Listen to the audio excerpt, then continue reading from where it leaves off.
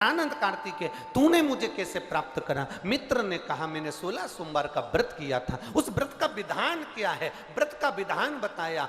दिन में ये 16 सोमवार का जो व्रत है, प्रथम सोमवार को अब उठा रहे हैं, सावन के महीने से, बैसाख के महीने से, मार्गशीर्ष के महीने से, जिस महीने से पहले सोमवार से इसको उठाया जाए। सुबह स्नान पूजन अर्चना कर कर बड़े आनंद के समय, दोपहर का तीसरा पहर प्रदोष काल के समय पर शंकर भगवान की आराधना करी जाए, शिव जी का शिवलिंग का पूजन करा जाए। पार्थिव शिवलिंग का निर्माण कर कर पूजन कर लो, चाहे अपने घर में जो शिवलिंग है उसका पूजन कर लो। जिस प्रसाद को बनाओगे उसके 3 हिस्से, भगवान की आराधना पूजन अर्चना।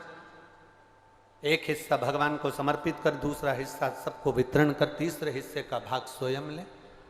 शिव जी का चढ़ा हुआ प्रसाद पूरी रात्रि नहीं रखा रहता। खास तौर से 16 सोमवार के प्रसाद को रात भर कभी मत रखना। हम 7 दिन जो बेलपत्र यहां से आप लोगों को, कई लोगों को देते हैं, 7 दिन में 5 दिन 4 दिन जो बेलपत्र आपको मिलती है, तो ये बेलपत्र हम उससे कहते हैं रात भर नहीं रखना। इसको मिले, तुम्हारे शरीर में कष्ट है, रोग है, बीमारी है, बड़े से बड़ा रोग है, लीवर किडनी कैंसर तक का रोग है, तुम्हें जो बेलपत्री दी गई है, उस बेलपत्री को तुम इसी पंडाल में कहीं ना कहीं बैठकर उसको खाकर बाबा की रज को अपने हृदय से लगाकर कह कर जाना, बाबा मुझे ये रोग है, समाप्त आप करना। जब 3 दिन कथा का बस केवल जो आखिरी दिन होता है, विराम का दिन होता है, वो बेलपत्री नहीं खाई जाती, उस बेलपत्री को तो रखा जाता। बाकी के जो बाकी के दिन की बेलपत्र होती है उसको खाते हैं।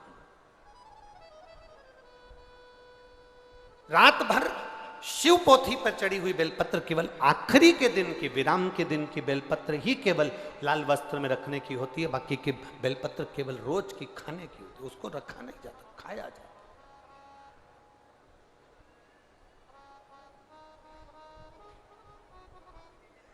उसको प्राप्त किया।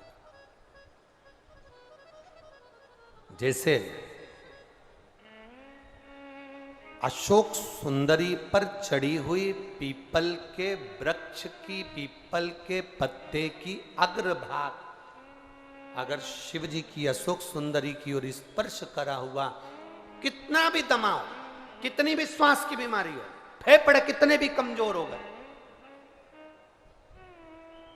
उस पीपल के पत्ते का अग्रभाग हमारे उस श्वास को ठीक करती, दमा को ठीक करती। अशोक सुंदरी था इसमें।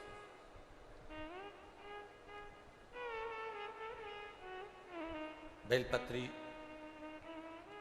अब ब्राह्मण ने पूछा कि तुमने मुझे प्राप्त कैसे करा? का बता दिया, ऐसा ऐसा व्रत है, उसको करो।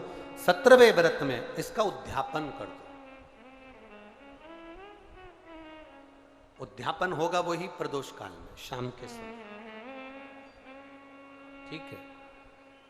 मान लो 17वें में नहीं कर पाए तो अगला जब तुम्हारे को अच्छा महसूस हो तब करो, पर व्रत का उद्यापन जरूरी है, ठीक है।